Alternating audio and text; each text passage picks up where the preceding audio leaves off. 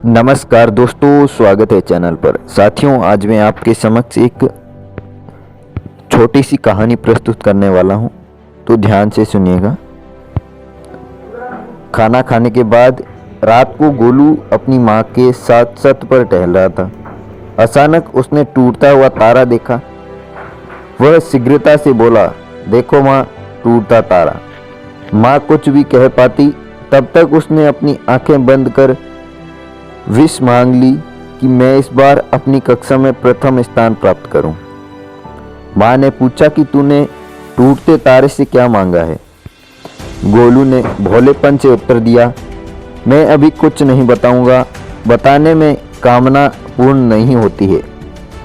माँ ने उसके मन की सारी बात को भांप लिया और उसकी नादानी पर मुस्कुरा दी। गोलू उस दिन के बाद उत्साह से भर गया कि अब तो उसे कक्षा में प्रथम आने से कोई रोक नहीं सकता, क्योंकि उसने दादी से सुन रखा था कि टूटता तारा ऊपर वाले का दूत होता है। वह दूसरों के मन की इच्छाओं को पूर्ण करता है, पर वह सबको नहीं दिखता। जिसे दिख जाए वह भाग्यशाली माना जाता है।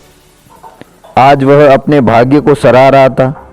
न जाने कब से वाट जो रहा था, पर आज उसने वह टूटता तारा अपनी आंखों से देखा।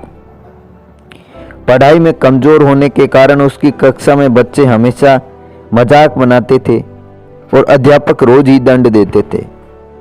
उससे वह बहुत आहत रहता था। विद्यालय जाने में रोज आनाकानी करता था।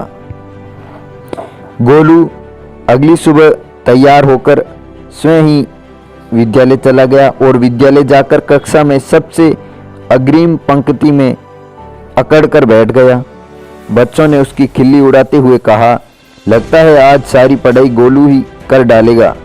सबसे आगे जो बैठा है गोलू निश्चित भाव से बोला, मैं भले ही पढ़ाई में कमजोर हूँ, पर भाग्य में सबसे तेज हूँ। देखना, इस बार कक्षा में प्रथम मैं ही आऊँगा। तुम सब मेरे भाग्य का कमाल देखते रह जाओगे। पहली बार उसके तीखे जवाब से बच्चे चिढ़ गए। बोले, ऐसी कौन सी चाबी तुम्हारे हाथ लग गई जिससे तुम्हारा बंद दिमाग खुल जाएगा? ज्यादा उड़ मत, तू हमेशा की तरह तृतीय श्रेणी ही आएगा। पर किसी की बात की परवाह किए बिना गोलू मुस्कुराता रहा। अब कक्षा में अध्यापक के छड़ी मारने पर वह उप तक नहीं करता।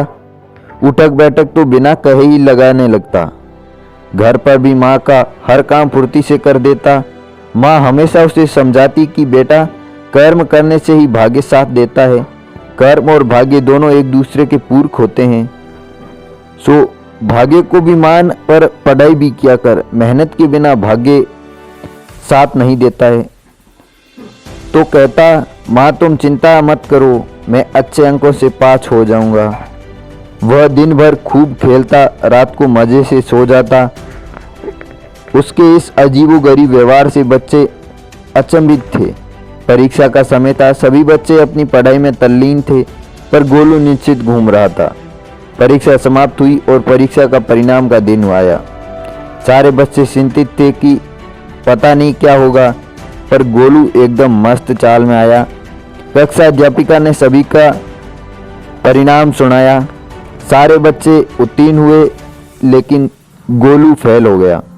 वह दुखी था, कुछ समझ नहीं पा रहा था कि क्या टूटे तारे में विष मांगने से पूरी होने वाली झूठ थी या वह तारा ही झूठ था।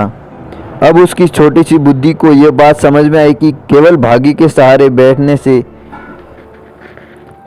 सफलता नहीं मिली, कर्म भी करना आवश्यक होता है। उसने माँ की बात की गांठ बांध ली और तन्मयता से अगले साल की पढ़ाई की।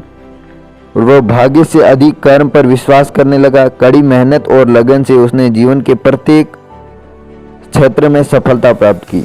तो साथियों, कहते हैं भाग्य एक फैक्टर होता है, लेकिन भाग्य तभी साथ देता है जब हम कड़ी मेहनत करते हैं।